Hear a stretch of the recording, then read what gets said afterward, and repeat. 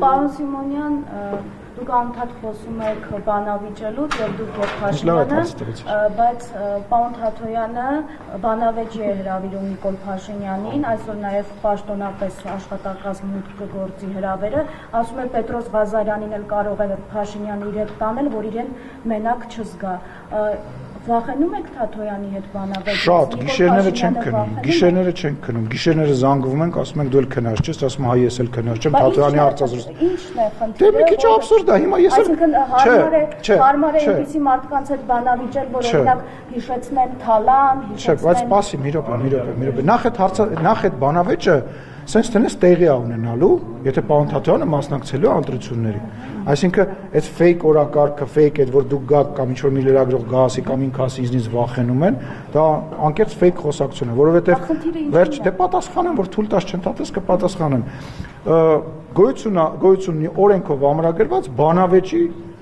ինստիտուտ, որը տեղի է ունենալու ընտրություններից մի քանի օր առաջ։ Խնդիրը նաև կայանում է կարգավիճակների մեջ Հայաստանի Հանրապետության գործող վարչապետը պետք է ով էլ դա լինի, պետք է բոլոր այն քաղաքական նորաստեղծ ուժերի ղեկավարներին, ովքեր ասում են ես պատրաստ եմ քո հետ բանավիճեմ, գնամ բանավիճելու, ասենք, տենց օրինակ այսօր Թաթոյանը կառաջարկի վաղը, չգիտեմ, մի հատ ինչ-որ երկու հոգանոց կուսակցություն կառաջարկի, չգիտեմ, մյուս օրը մյուսը կառաջարկի, այսինքն պետքա տրամաբանություն, հիմա ես էլ Տրամպին կանչեմ բանավեճի, հիմա այդ ինչ ափսո, կամ Պուտինին կանչեմ բանավեճի։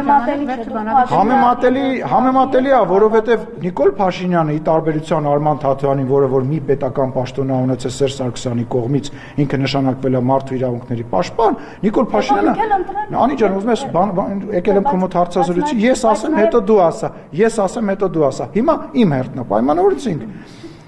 Երբ որ նշանակվել է Սերժ Սարգսյանի կողմից պաշտոնյա, դրանից հետո ինքը որ վիցեպետական պաշտոն ու հիմա չի զբաղեցնում, ինքը քաղաքական գործիչ է, իր կուսակցությունը ունի, ինքը այդ հնարավորությունը կունենա, կգա հանրայինի եթերում Պետրոս Ղազարյանի հետ եւ իր բոլոր հարցերը վարչապետին կտա, բայց իր նման հարյուրավոր մարդիկ կան, որոնք ցանկություն կունենան բանավիճել։ Ինձ հետաքրքրում է պարզապես Փաշինյանին հարմար է բանավիճել այնպիսի մարդկանց հետ, ում կարող է ինչ-որ բան հիշեցնել, ում այս տարիների ընթացքում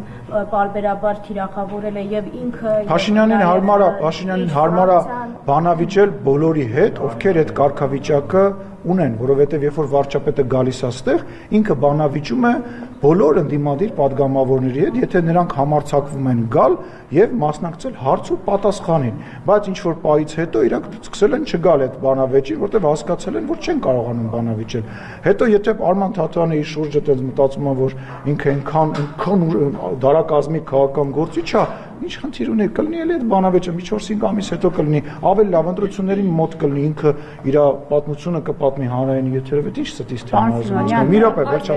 վերջ Ես ինձ թվաց իմ բանավեճի մասին եք ասում, ինձ թվաց այն իմ առաջարկի մասին եք ասում, որ ես առաջարկել էի ընդդիմադիր հեռուստաալիքներից որևիցե մեկի տաղավարում,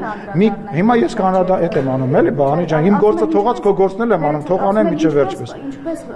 ընդունեն ձեր հրավերը, եթե օրինակ դուք մի դեպքում անտիֆեյքի տղաների դեմ հաղորդում ներկայացրել, մյուս դեպքում ժուրնալիստների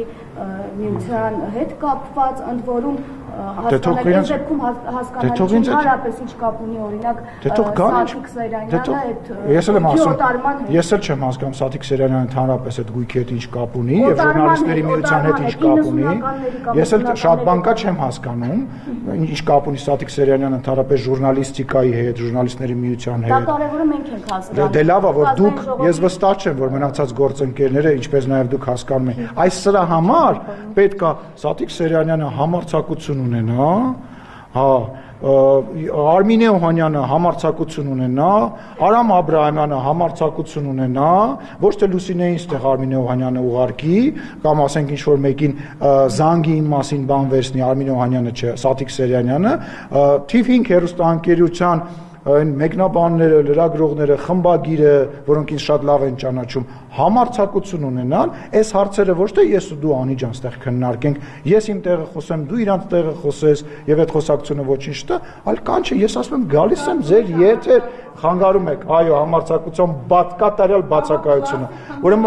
Ուրեմն Հայաստանի Հանրապետության ազգային ժողովի նախագահը դա ինստիտուտ է։ իսկ իրանք լրագրողներ եւ խմբագիրներ են։ Աշխարհում տենց դեպք չկա, որ գործող իշխանության ներկայացուցիչները իմիջիալից այն երկրում, որտեղ որ խոսում են խոսքի ազատություն, բան, սահմանափակում եւ այլը, բա տենց, հա, կանչեք, տարեք իշխանության ներկայացուցիչին, հանրությանը ցույց տվեք, որ այս իշխանավորը ճիշտ չի խոսում, որ իշխանավորը վատ է, որ այն հարցերը, որոնք որ դուք տալիս եք, ինքը չի կարողանում պատասխանի։ Իրանք համարձակություն չունեն։ Պնդում եմ, դեկտեմբերի 1-ին մնացել է եւս 2 օր, թող հավաքվեն, իրանք դեռ ժամանակ ունեն։